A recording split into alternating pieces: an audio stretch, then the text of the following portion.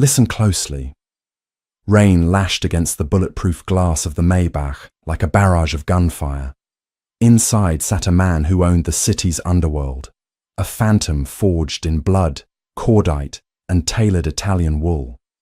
He was untouchable, unfeeling, until a shadow stepped directly into the blinding glare of his headlights on a desolate, flooded street. She wasn't a rival boss or a trained assassin. She was a soaked, desperate woman society had deemed completely invisible, heavy, bruised, and at the absolute end of her rope. When the tinted window rolled down and the cold steel of a gun barrel met her forehead, she didn't beg for her life.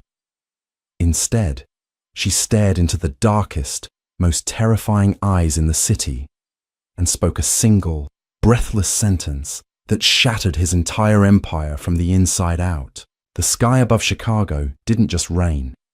It wept violently, a torrential downpour that turned the asphalt of West Monroe Street into a slick, black mirror reflecting the bleeding neon signs of closed storefronts. Penelope Walsh dragged her feet through the rising puddles, her worn canvas sneakers long since saturated. She was 24, utterly alone, and carrying the entirety of her worldly possessions in a soggy cardboard box clutched to her chest. Society had a very specific way of treating women who looked like Penelope. At 260 pounds, she occupied more physical space than most, yet she had spent her entire life feeling entirely invisible. People didn't look at her. They looked past her, their eyes sliding off her soft, round features and heavy frame, as if she were an inconvenient piece of furniture in the room of life. The extra weight she carried was a physical manifestation of a trauma she couldn't outrun, a protective layer built year by year against a world that had only ever shown her teeth. But tonight, that layer felt like an anchor dragging her to the bottom of the ocean. Earlier that evening, the manager at O'Connor's Diner, a greasy spoon off Wabash Avenue, where she had scrubbed floors and served bitter coffee for 3 years, had fired her. He claimed it was restructuring, but Penelope had heard him muttering to the line cook about needing girls who looked better in the new uniform aprons.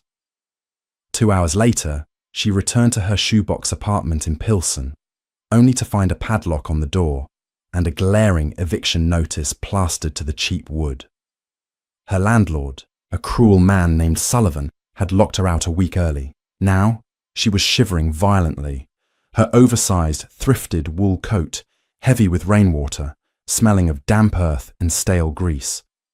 The cold was biting into her bones. She had $3.40 in her pocket. Worse, she owed $5,000 to Arthur the Rat Russo, a mid-level loan shark who had funded her mother's hospice care before she passed away last month. Russo's men had promised to find her by midnight. It was currently 11:40. Penelope stopped under the flickering yellow glow of a broken street lamp, gasping for air, the cardboard box turning to mush in her arms. A framed photograph of her mother slipped through the deteriorating bottom, shattering on the wet pavement. A sob tore through Penelope's throat, a jagged, ugly sound that was instantly swallowed by the roar of the storm. She dropped to her knees, right there in the middle of the empty, flooded street, ignoring the icy water seeping through her jeans. Her thick fingers scrabbled desperately at the broken glass, trying to salvage the ruined photograph, her wet hair plastering across her cheeks. She was so tired. The kind of bone-deep, soul-crushing fatigue that made you want to simply lie down on the concrete and let the earth reclaim you. 3 blocks away, a sleek, obsidian Mercedes Maybach S-Class cut through the storm like a shark through dark water. In the back seat sat Cassius Costa. At 32, Cassius was the newly crowned head of the Costa Syndicate, having violently taken the reins after his father's assassination 6 months prior. He was a man carved from marble and ice, with sharp, aristocratic features, a jawline permanently clenched, and eyes the colour of a stormy sea.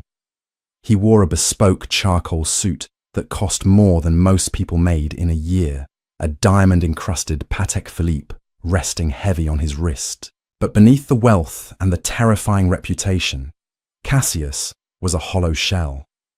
He had spent his entire life being molded into a weapon, taught by his father that emotion was a liability and mercy was a death sentence. Tonight, he had personally put a bullet between the eyes of the man who had orchestrated his father's murder, a man he had known since childhood, a man who had taught him how to ride a bicycle. Cassius had felt absolutely nothing when he pulled the trigger. No satisfaction, no guilt, just a chilling, expansive emptiness that was beginning to suffocate him. "Visibility is getting worse, boss," muttered Rocco, his massive, heavily scarred driver and chief bodyguard, gripping the steering wheel. "Should have taken the Eisenhower." "Just drive, Rocco," Cassius murmured, his voice a low, gravelly baritone that demanded instant obedience. He stared out the window, watching the blurred lights of the city streak by. He felt like a ghost haunting his own life, surrounded by men who feared him, women who wanted his money, and enemies who wanted his head. The Maybach rounded the corner onto West Monroe, accelerating down the empty commercial stretch. The headlights, bright as a stadium array, cut through the sheets of rain. Suddenly, Rocco slammed on the brakes. The massive armoured vehicle hydroplaned, the heavy tyres screaming against the slick pavement as it fishtailed. Cassius was thrown against the leather door panel, his hand instinctively dropping to the custom 1911 pistol, holstered inside his jacket. The car lurched to a violent halt, the engine growling ominously. The headlights illuminated a horrifying scene just inches from the Maybach's chrome grille. It was a woman. She was on her knees in the middle of the road, soaked to the bone, her large frame completely illuminated by the high beams. She didn't flinch. She didn't scramble out of the way. She just slowly raised her head, her face pale and streaked with mascara and rainwater, holding a piece of broken glass. "What the hell is this?" Rocco snarled, pulling his own weapon, his eyes darting to the dark alleyways, expecting an ambush. "It's a setup. Stay down, boss." But Cassius didn't stay down. His eyes locked onto the woman in the headlights. Through the torrential rain and the thick, bulletproof glass, he saw the absolute lack of self-preservation in her eyes. It wasn't the manic glint of an assassin or the terrified panic of a civilian. It was the heavy, crushing resignation of someone who had already died 1,000 times over. "Unlock the door," Cassius commanded softly. "Cassius, no. It's standard protocol." "I said, unlock the damn door, Rocco." The heavy click of the locks disengaging sounded louder than the thunder overhead. Rocco cursed under his breath, keeping his gun trained through the windshield, his finger resting dangerously close to the trigger. Cassius pushed the heavy armoured door open, stepping out into the deluge. The cold rain instantly assaulted him, ruining his tailored suit, but he didn't care. He walked slowly to the front of the car, his imposing, athletic frame silhouetted by the glaring headlights. He towered over the kneeling woman, casting a long, dark shadow over her. Penelope looked up at the man standing above her. He looked like the devil himself, stepped straight out of a GQ magazine and into her nightmare. She noted the subtle bulge of the shoulder holster beneath his ruined jacket, the predatory grace of his stance, the cold, dead look in his eyes. She knew exactly what kind of man he was. In a city like Chicago, the monsters didn't hide in the shadows. They drove $500,000 cars and owned the police force. Rocco was out of the car a second later, standing by the driver's side door, his gun pointed squarely at Penelope's chest. "Hands where I can see them," he barked over the rain. "Drop whatever you're holding." Penelope didn't look at the bodyguard. She didn't drop the shattered piece of the picture frame. She looked only at Cassius. Her heart was hammering a frantic rhythm against her ribs, but strangely, she wasn't afraid. When you have lost everything, your mother, your home, your livelihood, and your dignity, fear loses its grip. What could this man do to her that the world hadn't already done? Kill her? At this point, it felt like a mercy. She slowly pushed herself up from the pavement. Her wet clothes clung heavily to her thick thighs and stomach. the cheap fabric highlighting every curve and roll she had spent her life trying to hide under baggy sweaters. She stood before him, soaked, shivering, and stripped of all pride. "You stepped in front of my car," Cassius said, his voice cutting through the noise of the storm, calm and utterly terrifying. "Give me one reason why my man shouldn't put a bullet in you right now." Penelope stared into his eyes. They were a striking, stormy grey, but there was no light in them. They were the eyes of a shark, cold, ancient, and entirely devoid of human warmth. But beneath that terrifying surface, Penelope saw something else. She saw an exhaustion so profound, so completely crushing, that she recognized it instantly. It was the same exhaustion that stared back at her in the mirror every morning. She took a step closer to him, ignoring Rocco's shout of warning. She was inches from Cassius now. She had to crane her neck to look up at him. She was a fat, poor, broken girl from the wrong side of the tracks, and he was a king of the underworld. But in that fleeting second, under the torrential rain, they were exactly the same. "Do it then," Penelope said, her voice shaking, but her gaze unwavering. Cassius's eyes narrowed imperceptibly. He was used to people begging, crying, offering him money, secrets, their own flesh and blood to spare their lives. He was not used to this quiet, devastating defiance. "You think I won't?" Cassius whispered dangerously, leaning in. "I think you will," Penelope replied, water dripping from her chin. "Because you're just like me." Cassius let out a harsh, bitter sound that might have been a laugh. "Look at me, sweetheart. I am nothing like you, aren't you?" Penelope stepped even closer, her chest almost brushing his jacket. She didn't care about the gun pointed at her. She didn't care about the loan sharks hunting her. She was a woman pushed entirely past her breaking point, and the dam inside her finally burst. "You look at me, and you see a pathetic fat girl with nothing, standing in the rain," Penelope said, her voice rising, thick with tears and a lifetime of suppressed rage. "But I look at you, in your expensive suit and your bulletproof car, and I know the truth. You rule this city, you hold the gun, and you have all the power in the world. But you look exactly like I feel, completely, utterly hollow." Cassius froze. The breath hitched in his throat. "You're just a ghost haunting your own life," she choked out, a tear finally escaping and mixing with the rain on her cheek. "So tell your man to shoot me. Do it. But don't pretend you're killing me for power. You're doing it because you want to feel something, anything, and you've forgotten how." The world seemed to stop spinning. The sound of the rain faded into a dull hum in Cassius's ears. Her words didn't just hit him.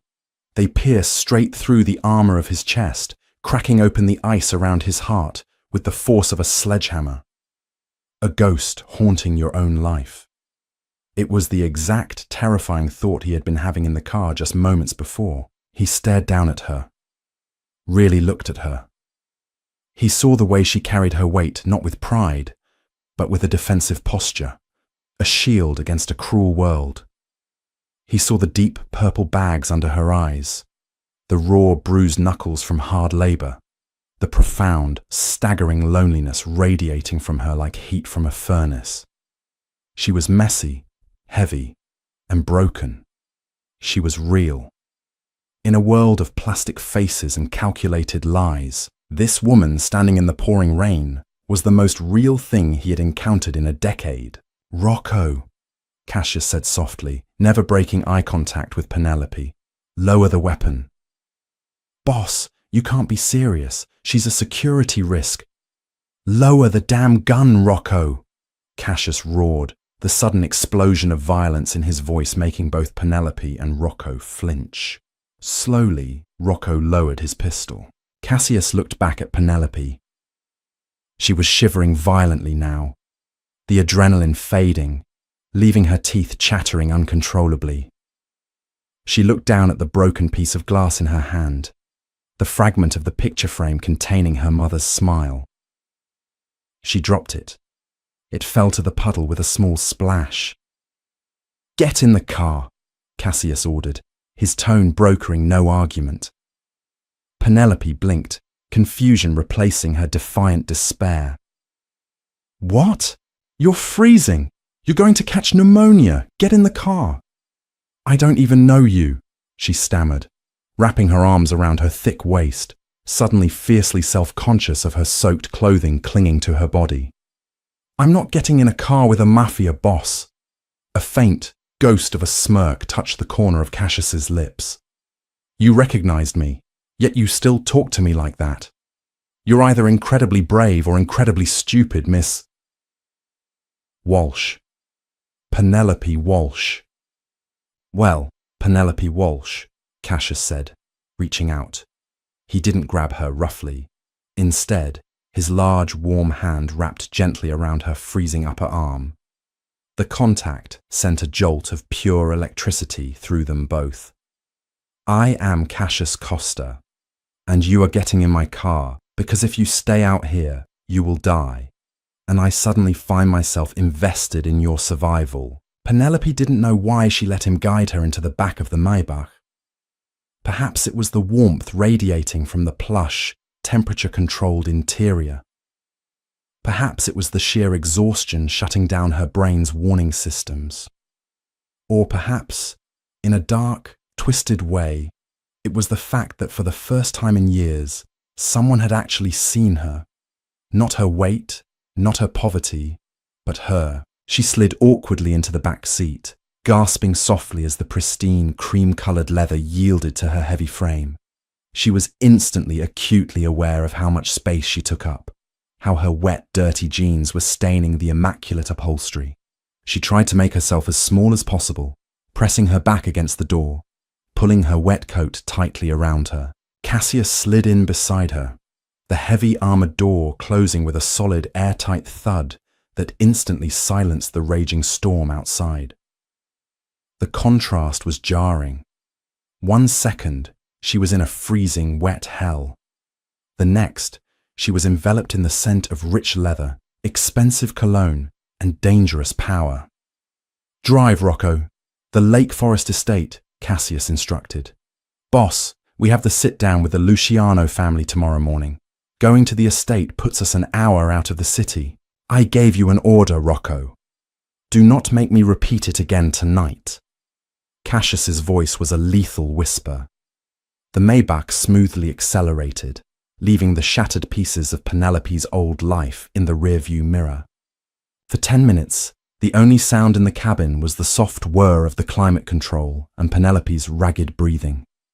She stared out the window, watching the city blur by, panic finally starting to claw its way up her throat. What had she done? She was sitting next to the head of the Costa family, a man whose name was spoken in hushed, terrified whispers in the diner where she worked. She was trapped in a moving vault with a murderer. "You're shivering," Cassius noted. He reached into a compartment between the seats and pulled out a thick cashmere blanket. Without asking for permission, he leaned over and draped it over her shoulders. Penelope flinched as he got close, her breath hitching. He smelled of rain, smoke, and something metallic that she sickeningly realized was blood. "Please don't hurt me," she whispered. The bravado from the street completely evaporated, replaced by the raw, naked fear of a prey animal caught in a snare. Cassius paused, his hand hovering over her shoulder. His jaw tightened. "I am not going to hurt you, Penelope. If I wanted to hurt you, you would be bleeding out on West Monroe right now. Then why am I here? I'm nobody. I have nothing. I don't have money. I don't have information, and She gestured vaguely to her heavy, soaked body, a flush of deep shame burning her cheeks. "I'm certainly not your type." Cassius slowly withdrew his hand, settling back into his seat, turning slightly to face her. His calculating, stormy eyes roamed over her face, taking in her insecurities, her shame, and the residual fire in her eyes. My type usually wants to use me, kill me, or steal from me, Cassius said softly. You are the first person in a decade who looked at me and didn't see a walking ATM or a target. You saw a hollow man. He leaned a fraction closer. How did you know? Penelope swallowed hard. Because it takes one to know one. Cassius remained silent for a long moment. Then, his eyes narrowed, catching sight of a dark purple bruise blooming on her left wrist, partially hidden by her wet sleeve. He reached out, quick as a viper, and caught her hand.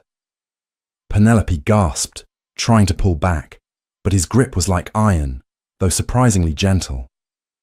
He pushed her sleeve up, revealing a set of brutal, finger-shaped bruises marring her pale skin. Who did this? Cassius's voice dropped an octave, a low, dangerous rumble that sent a shiver down her spine that had nothing to do with the cold. Penelope looked away, shame warring with fear. It doesn't matter. It matters to me, he stated, his thumb lightly brushing the edge of the bruise. The contrast of his large, calloused, violent hand touching her damaged skin so delicately made her breath hitch again. Tell me. It's Arthur Russo. They call him the Rat. The temperature in the car seemed to drop 20 degrees. Cassius didn't yell, he didn't curse, but his entire body went rigidly still, and the air around him became thick with a murderous intent so palpable Penelope could almost taste it. Arthur Russo was a mid-level loan shark, a bottom feeder who kicked up to a rival faction, the very faction Cassius had been systematically dismantling. You owe Russo money? 5,000. Penelope whispered, tears welling up again. For my mother's hospice. She died last month. I lost my job tonight. My landlord locked me out. Russo's men grabbed me yesterday, gave me a warning. She let out a pathetic, watery laugh. I was actually walking to the river when you almost hit me. I figured drowning was better than what Russo's men would do to me. Cassius stared at her. This woman, who possessed more courage in her little finger than half the made men in his syndicate, had been walking toward the freezing river because of $5,000 dirty dollars, an amount he spent on a bottle of whiskey without blinking. A new, unfamiliar sensation began to claw its way through the emptiness in Cassius's chest. It was dark, possessive, and fiercely protective. He had spent his life destroying things. For the first time, looking at the broken, beautiful, heavy woman trembling in his car, he felt an overwhelming urge to protect, to build a wall of fire around her and burn anyone who tried to touch her. Rocco, Cassius said, his voice deadly calm. Yeah, boss. Make a call. Find Arthur Russo. Bring him to the warehouse on 9th by tomorrow night. Penelope gasped, her eyes going wide. No! You don't have to. Penelope, Cassius interrupted, turning his full, terrifying attention back to her. His eyes were no longer dead. They were blazing with a dark, terrifying fire. He reached out, his hand cupping her soft, wet cheek.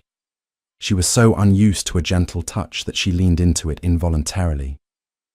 Russo touched what is now mine. He will pay the price. Yours, she whispered, her heart pounding a frantic rhythm against her ribs. Yes, Cassius murmured, his thumb stroking her cheekbone. You stopped my car. You saw my soul. You don't belong to the streets anymore, Penelope. You belong to me. And nobody touches what belongs to Cassius Costa. As the Maybach swept through the massive wrought-iron gates of the Lake Forest estate, Penelope realized with terrifying clarity that she hadn't escaped death tonight. She had just traded one monster for another. But as she looked into Cassius's eyes, she couldn't deny the dark, thrilling warmth blooming in her chest. She had entered the lion's den, and the lion had decided to keep her. Penelope woke to the complete, absolute absence of sound. For a girl who had spent her entire life listening to the rattle of the L train, the screaming of neighbors through paper-thin walls, and the relentless drip of a broken faucet, The silence was deafening. She opened her eyes and found herself buried beneath a mountain of white Egyptian cotton, staring up at a vaulted ceiling adorned with hand-painted frescoes. Panic, cold and sharp, immediately spiked in her chest. She bolted upright, clutching the silk sheets to her chest, expecting to find Rocco's gun pointed at her or Arthur Russo's thugs waiting in the shadows. Instead, she found a cavernous bedroom bathed in the soft grey light of a Chicago morning. The walls were lined with dark mahogany bookshelves, and a massive stone fireplace stood cold on the far wall. She was wearing a plush, oversized silk nightgown that smelled faintly of cedar and expensive laundry detergent. Her wet, ruined clothes from the night before were gone. Before her panic could fully solidify, the heavy oak door clicked open.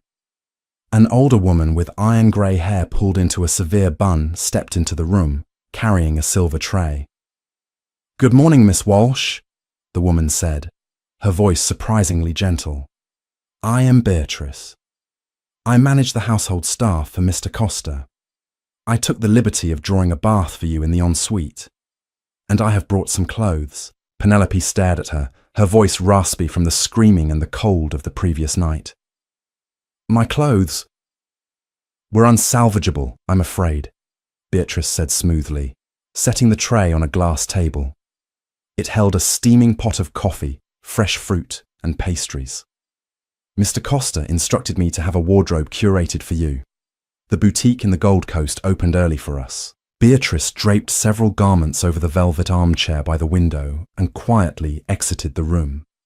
Penelope slowly pushed the covers aside, her bare feet sinking into a Persian rug thick enough to sleep on.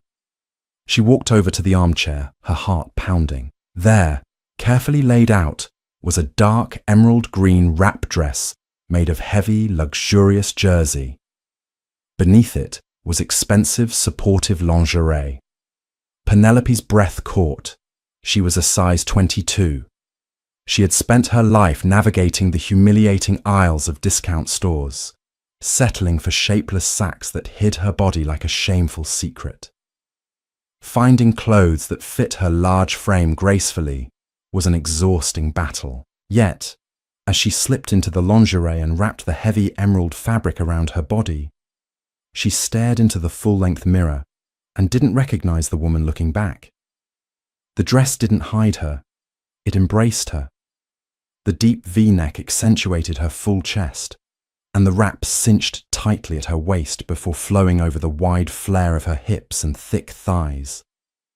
She didn't look like a fat, invisible girl from Pilsen. She looked imposing. She looked regal. Cassius had paid attention. He hadn't just bought her clothes, he had bought her armor. "Green suits you," Penelope gasped, spinning around.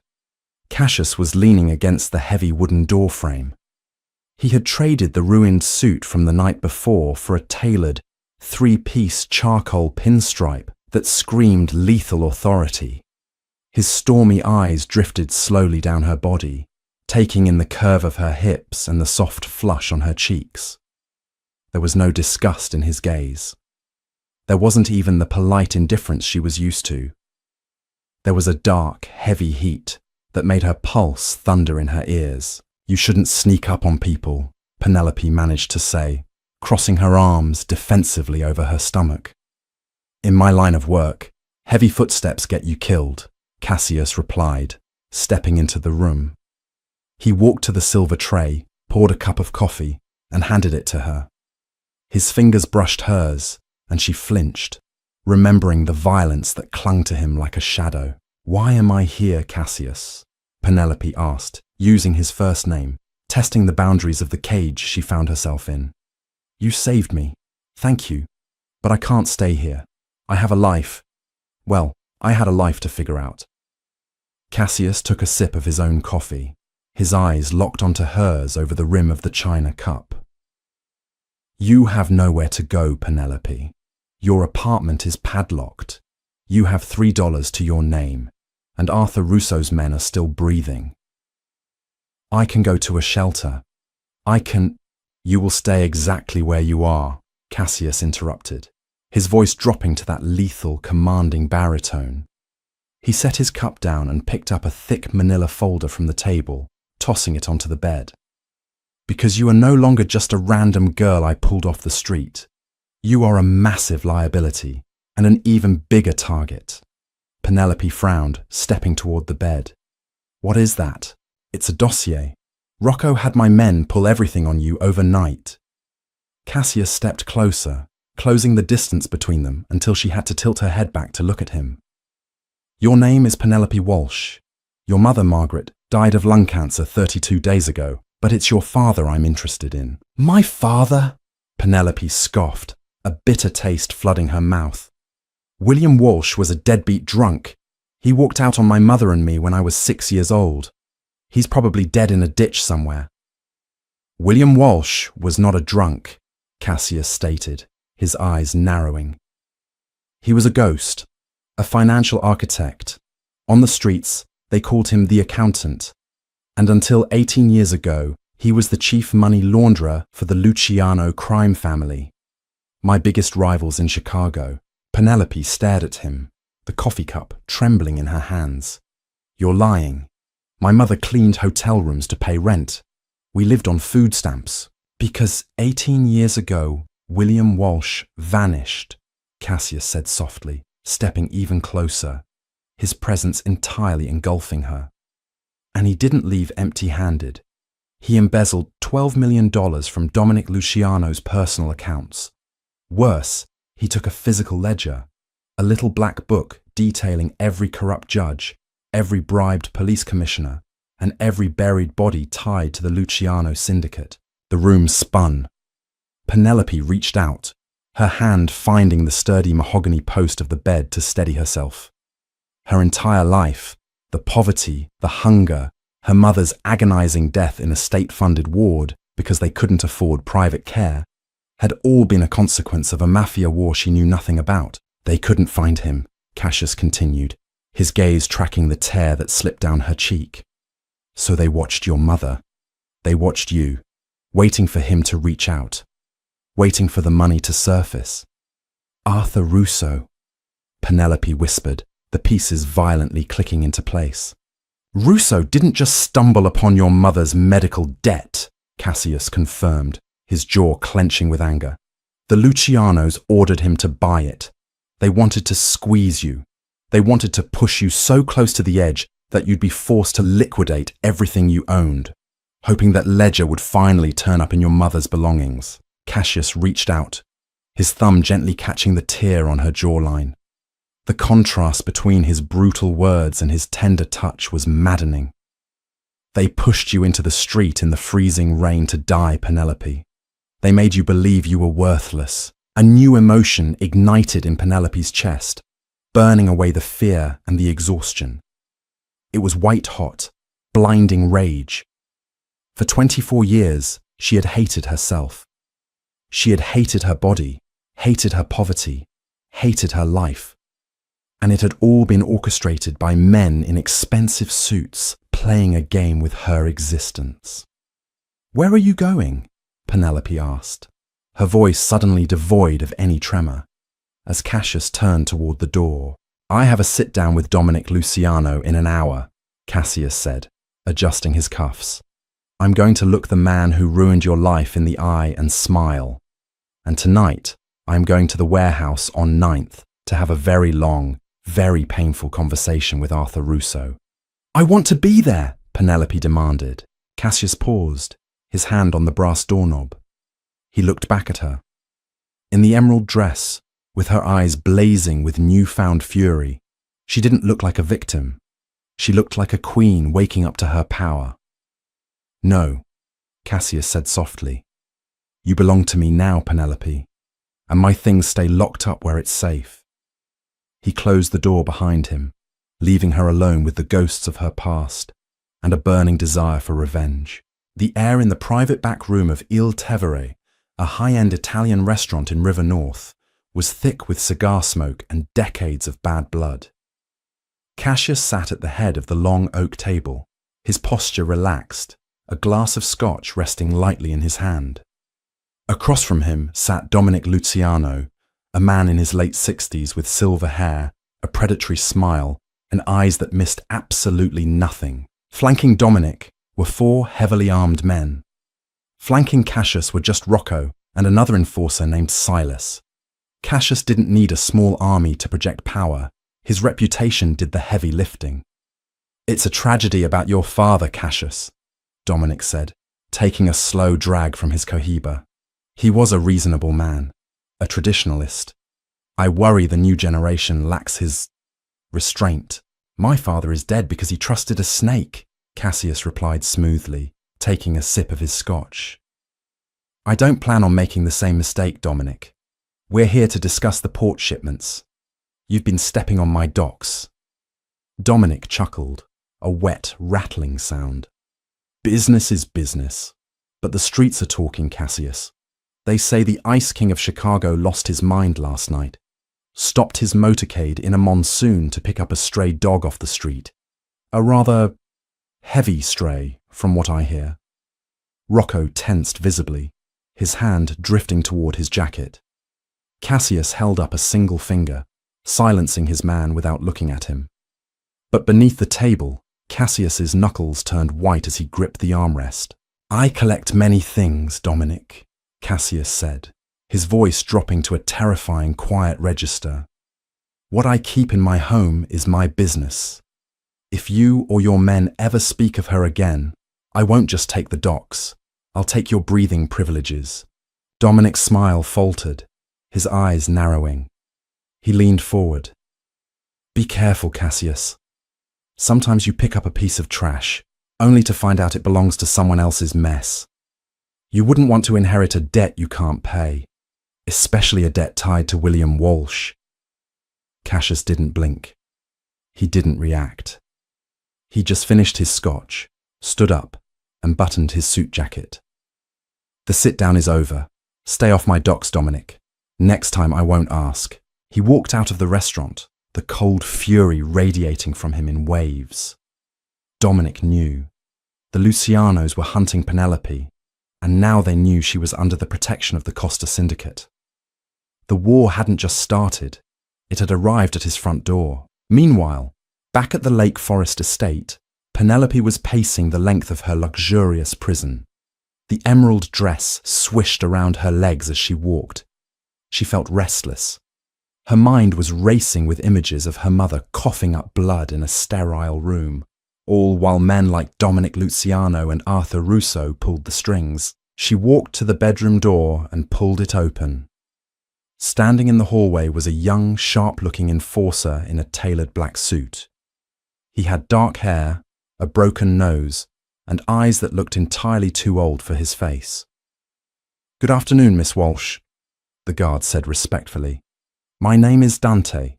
I'm assigned to your door. Do you need anything? Food? Water?" "I need a car, Dante," Penelope said, stepping into the hallway. She forced herself to stand tall, throwing her shoulders back, weaponizing her size to take up as much space as possible. "Take me to the warehouse on 9th. Dante let out a dry, nervous laugh. "I can't do that, miss. The boss gave strict orders. You stay in the house. The perimeter is locked down." "Did he?" Penelope took a step closer to Dante. Her heart was hammering, but she kept her face completely stoic, channeling the cold, dead look she had seen in Cassius's eyes on the street. "Cassius told me last night that I belong to him. Do you understand what that means, Dante?" Dante shifted uncomfortably, his eyes darting away from her intense gaze. "It means you're protected. It means I am his," Penelope corrected, her voice dropping, mimicking the dangerous cadence of the Mafia boss. "And Arthur Russo is the man who tortured my mother. If Cassius is down there shedding blood on my behalf, I have a right to be there. Now, you can either drive me down there, or you can explain to Cassius tomorrow why you disrespected the woman he brought into his home. It was a massive bluff. She had no idea if Cassius actually cared about her, or if she was just a shiny new toy. But she knew how men in this world operated. They operated on pride, possession, and fear. Dante stared at her, weighing his options. He had seen the way Cassius looked at this woman when he carried her into the estate. Cassius Costa hadn't brought a woman home in 5 years. Denying her could be a fatal career move. "If the boss kills me for this," Dante muttered, pulling a set of keys from his pocket, "I'm haunting you." The warehouse on 9th Street smelled of damp concrete, rust, and the metallic, coppery tang of fresh blood. It was a cavernous space, illuminated only by a few harsh industrial halogens hanging from the rafters. In the centre of the room, tied tightly to a metal folding chair, was Arthur the Rat Russo. His face was a pulpy, bruised mess, his nose shattered, his expensive silk shirt stained crimson. Standing over him, with his jacket discarded and the sleeves of his crisp white dress shirt rolled up to his elbows, was Cassius. His knuckles were split and bleeding. The aristocratic, cold facade was entirely gone, replaced by the monstrous, violent reality of who he truly was. "I'm going to ask you one more time, Arthur," Cassius said smoothly, picking up a heavy steel wrench from a rolling tool tray. "And if you lie to me again, I am going to shatter your kneecaps. Why did you buy Margaret Walsh's debt?" Russo spat a glob of blood onto the concrete, breathing heavily. "Costa, you're crazy. You're starting a war over a fat, useless pig from the slums. The Lucianos are going to wipe you out." Cassius swung the wrench. The sickening crack of metal on bone echoed through the warehouse, followed instantly by Russo's agonizing, high-pitched scream. "Do not ever speak of her like that again," Cassius whispered, grabbing Russo by the hair and jerking his head back. "She has more worth in a single breath than you have in your entire miserable life. Now, the debt." They told me to," Russo sobbed, tears streaming down his bruised face. "Dominic's right-hand man. They said William Walsh hid a ledger, a physical book. They thought if I squeezed the wife and the daughter, they'd get desperate. They'd pawn off the old man's junk, and the book would turn up. I swear to God, Cassius, that's all I know." "And did she have it?" Cassius demanded. "No, she had nothing. Just a box of garbage she was carrying around last night." The heavy metal doors at the far end of the warehouse suddenly groaned open, the sound echoing like a gunshot in the tense silence. Cassius dropped Russo's hair, spinning around, his hand instinctively dropping to his holstered weapon. Rocco and Silas raised their assault rifles, aiming down the dark corridor. Out of the shadows stepped Penelope. She looked entirely out of place in the blood-stained slaughterhouse. The emerald wrap dress flowed around her, her dark hair cascading over her shoulders. Dante walked nervously a few paces behind her, his hands raised in a placating gesture toward Rocco's rifle.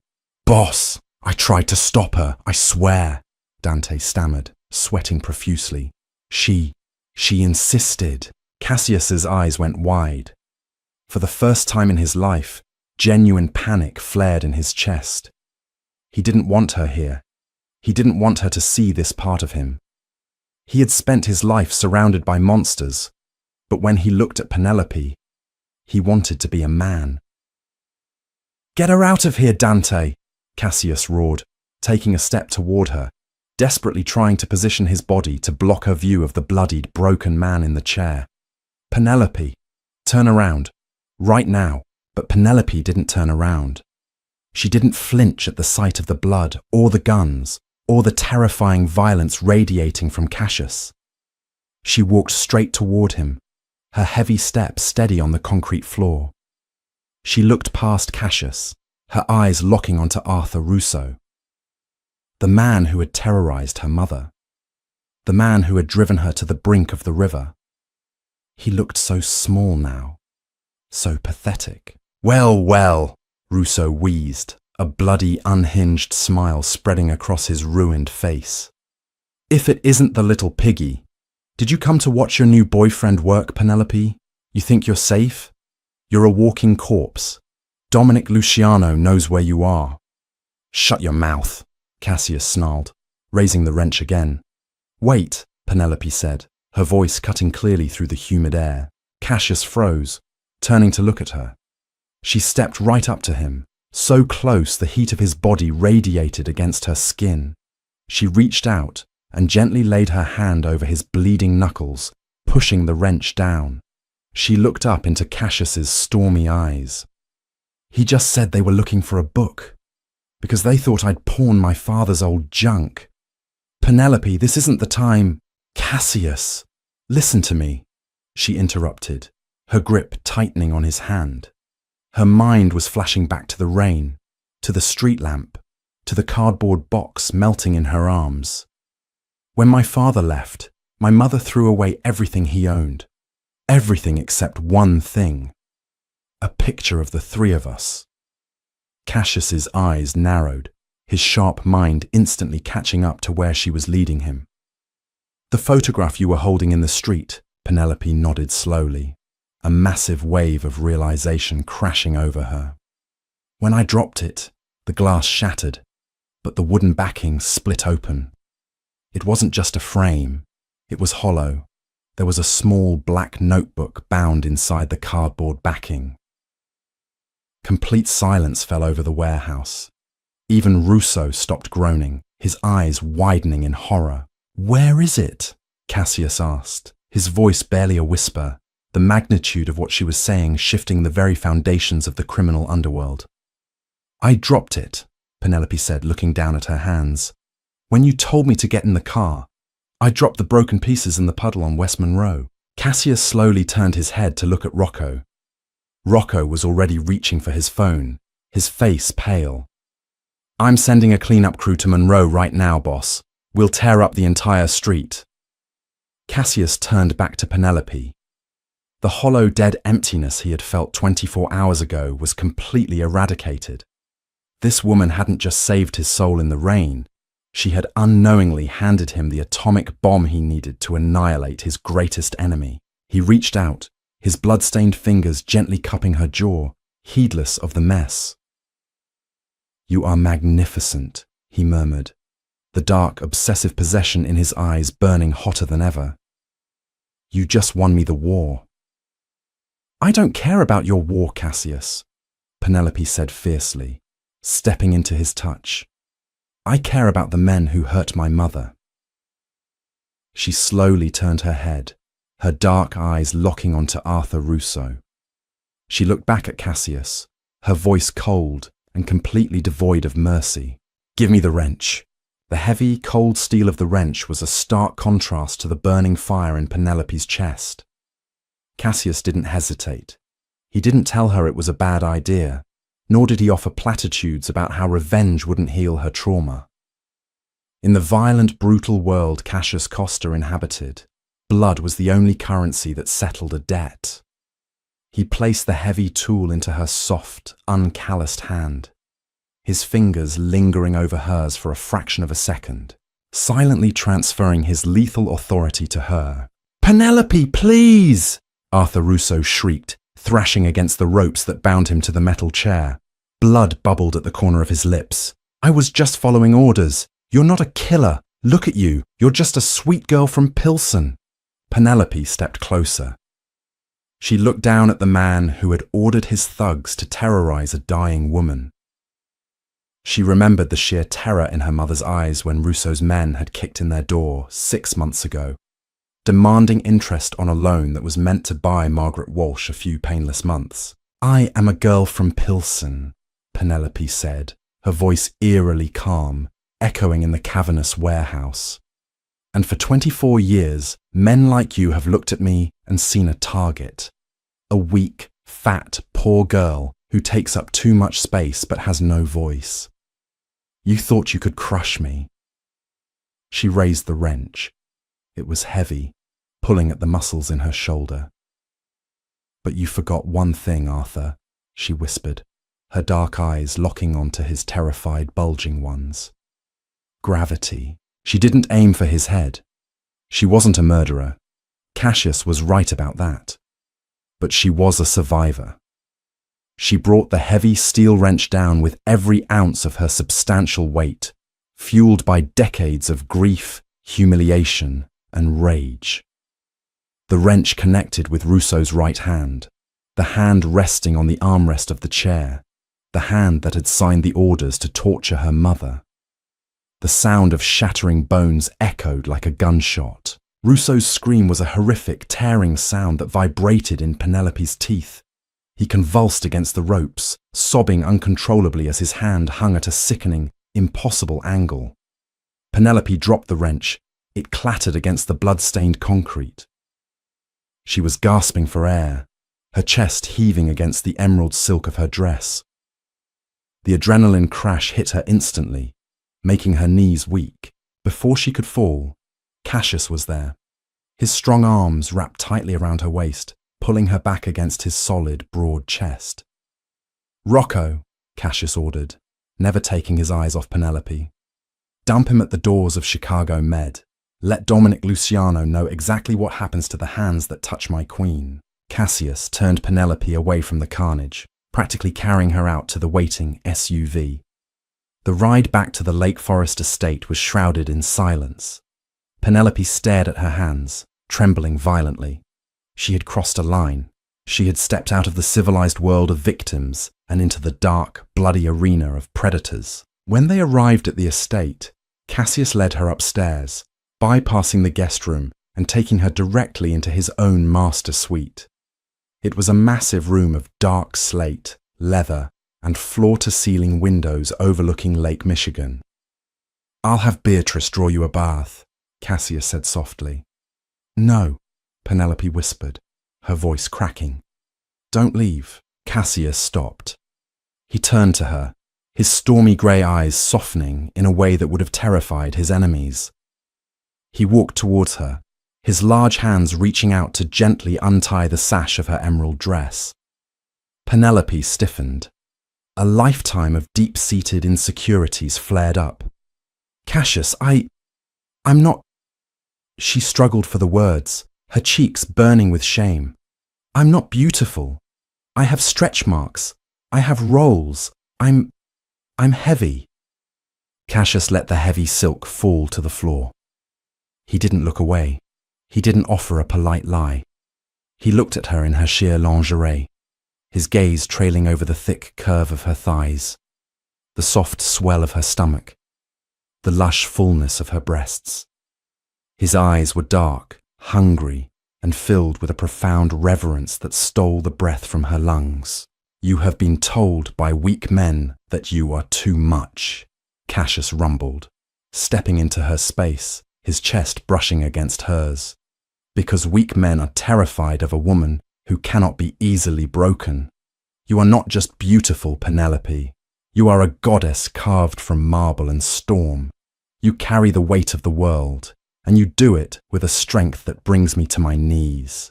He sank to his knees right there on the plush carpet. Penelope gasped as the most feared Mafia boss in Chicago pressed a tender, burning kiss to the soft curve of her stomach. He worshipped her body, mapping every inch of her skin with his lips, treating her perceived flaws as sacred ground.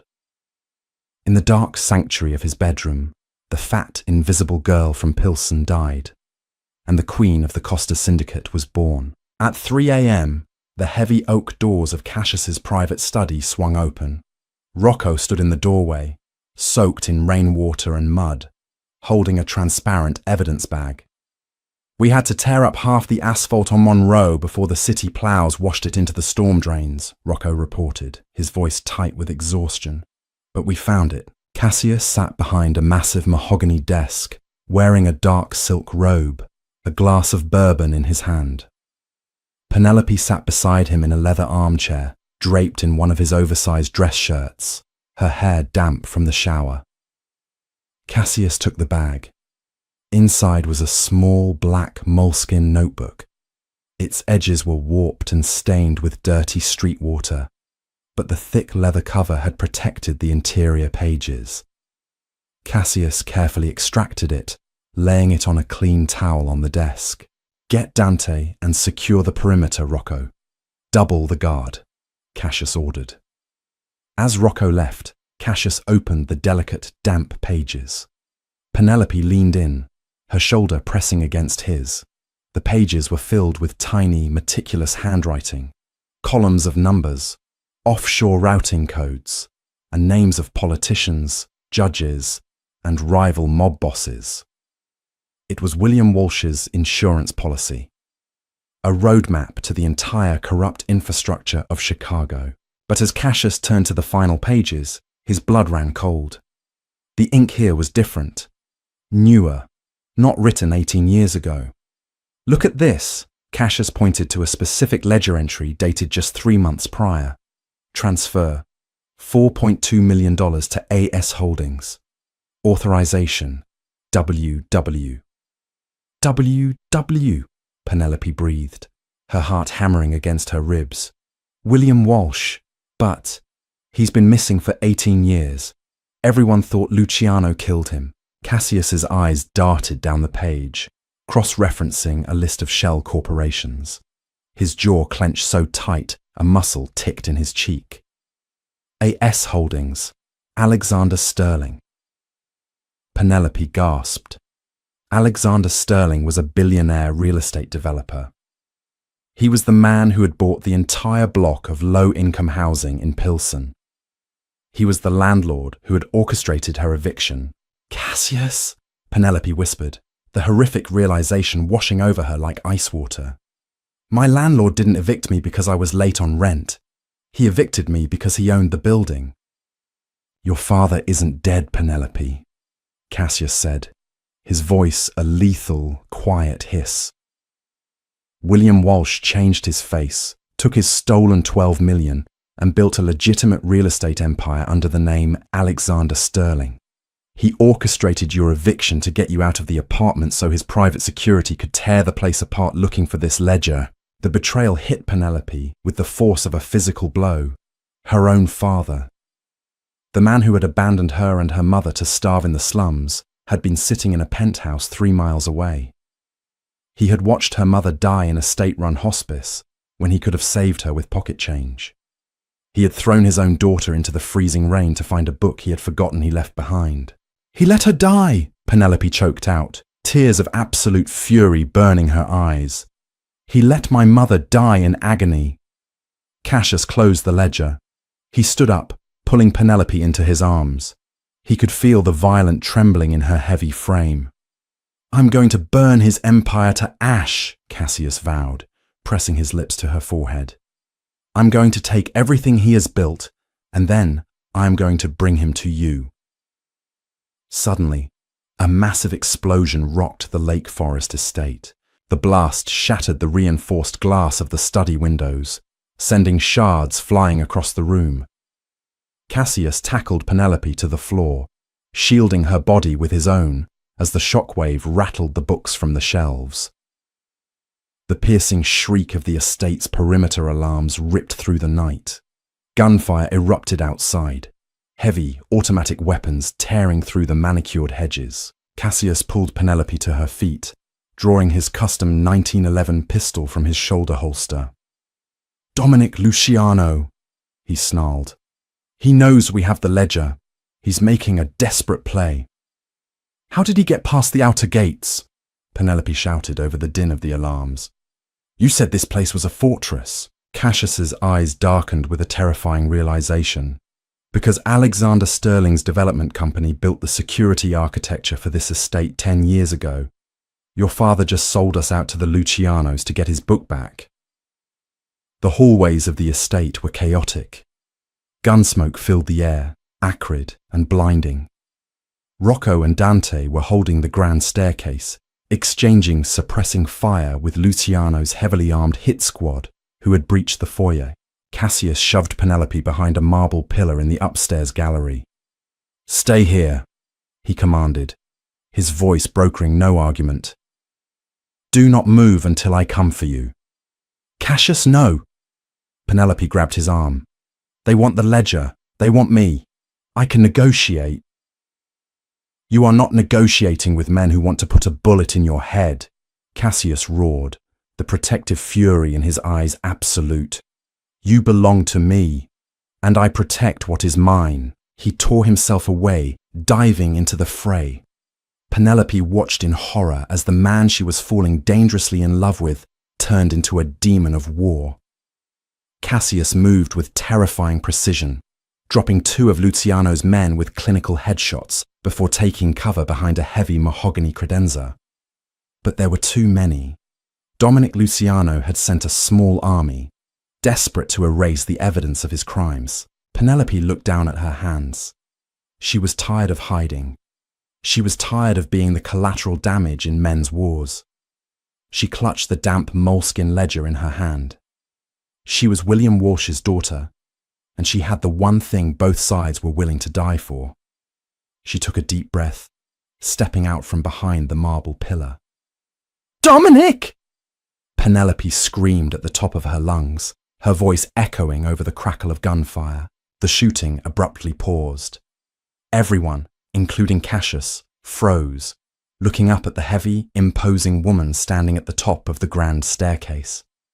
She was wrapped in Cassius's oversized shirt, but she stood with the posture of an empress. She held the black book high in the air. "You want the ghost's ledger?" she yelled down into the smoke-filled foyer. "Here it is." From the shadows of the broken front doors, Dominic Luciano stepped forward. He looked older, desperate, flanked by his remaining gunmen. "Give it to me, girl. Hand it over, and I'll let you walk out of here. Cassius Costa is a dead man anyway." "Penelope, get back!" Cassius shouted from behind his cover, genuine terror in his voice. "You think I'm stupid, Dominic?" Penelope sneered, slowly walking down the first few steps. She weaponized her size, dominating the space, projecting an aura of absolute fearlessness. "I've read it. I know about the bribes to the Port Authority. I know about the unmarked graves under the new stadium. If I drop this book into this fireplace," she gestured to the massive stone hearth at the landing, "you lose your only leverage against the feds." Dominic sneered, raising his own pistol. "If you burn it, I shoot you where you stand. Shoot me, and the Costa Syndicate releases the digital copies I made 10 minutes ago to the FBI. Penelope lied smoothly, not missing a beat. "You're trapped, old man, but I offer you a trade." Dominic narrowed his eyes. "What trade?" "My father, Alexander Sterling," Penelope said, the name tasting like poison on her tongue. "He betrayed you 18 years ago. He betrayed me today. Bring him to me, alive. Do that, and Cassius will allow you to retreat to your territory. We keep the book, but we don't leak it. A Cold War." "Penelope, no!" Cassius roared. "Do we have a deal, Dominic?"